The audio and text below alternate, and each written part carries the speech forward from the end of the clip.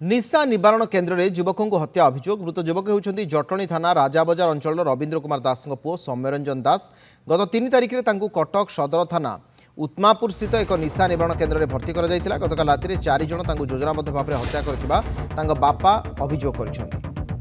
मृत युवक जटणी अंचल सौम्यरंजन दास बोली जमापड़ी कटक सदर थाना उत्मापुर जो रही निशा निवारण केन्द्र से हत्या कर 4 जन योजनाबद्ध भाव में हत्या कर परिवार लोके एक सांघातिक अभियोग आनी कहवा कथा ये गोटे योजनाबद्ध हत्याकांड बापा ए संपर्क में विधिबद्ध भाव में अभियोग कर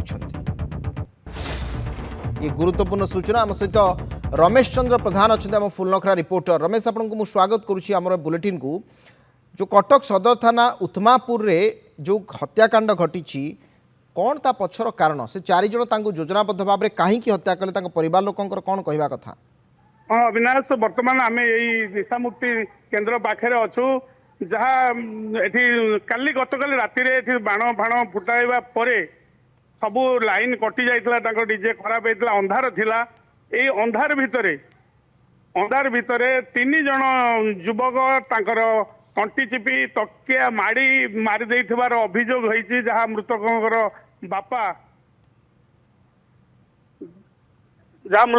बापा अभियोग करिसंती। अच्छा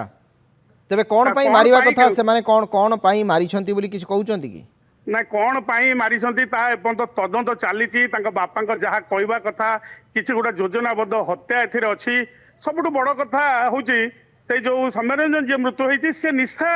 सेवन करती नहीं किंतु निशा निवारण केन्द्र में अच्छा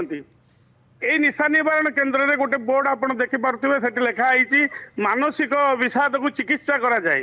जोटी एभली किसी व्यवस्था भी ना जहाँ आम जापरु निशा न खाऊा व्यक्ति जड़े निशा निवारण केन्द्र में अच्छी एवं से निशा केन्द्र में योजनाबद्ध भाव में हत्या करा परिवार लोक अभियोग आनी ते परिवार लोकंकर अभियोग वर्तमान समय कहीं से निशा निवारण केन्द्र विरोध रही है जदि से निशा खाऊ नथिले तांकु सेठी कहीं रखा जायथिला परिवार लोक से संपर्क की सूचना देलेनी कि हाँ तांको बापा सहित आम बर्तमान कथा होतलु तांको बापा जहाँ कहबार कथा सी ए जो व्यक्ति जनक आमर मृत व्यक्ति जनक मुंबई रे चाकरी करथिले चाकरी रो आसीबा परे से आध्यात्मिक लाइन के एकदम पळै जाइथिले घरे गीता भागवत एसबू सी निबिड़ होकर रोते निमग्न हो रोते आध्यात्मिक लाइन में पूरा रोते जहाँ बापा कहते से एमती आमिष पत्र किसी सेवन करती ना। अच्छा से पुओ को दूरे आनी पुणी संसार भितर पुओ को रखापी बापा बहुत चिंता करते कौन सूत्र जोगाजोग होता कटक सदर थाना उत्तमपुर रे जो निशा निवारण केन्द्र अच्छी 3 मास है यही केन्द्र आडमिशन करते आध्यात्मिकतार दूरे आनी पुणी संसार भितर बांधि रखापी किंतु से जो बापा माँ जो आशा करते पुओ को आध्यात्मिक लाइन रु पुणी संसार को फेरे आने आशा आशारे रहीगला काली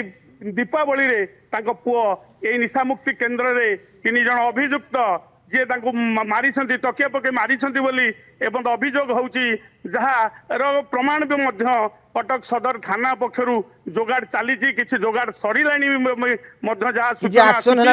अरेस्ट कि अटक रखा 3 जन को जहाँ आम पाखे सूचना अच्छी 3 जन को पूरा थाना अटक रखाई 3 जन बाद ए केन्द्र मैनेजर को नहीं सेठी रखा जाइए किंतु बापा एबे भी आम अच्छु बाबा आम पाखे भी अच्छा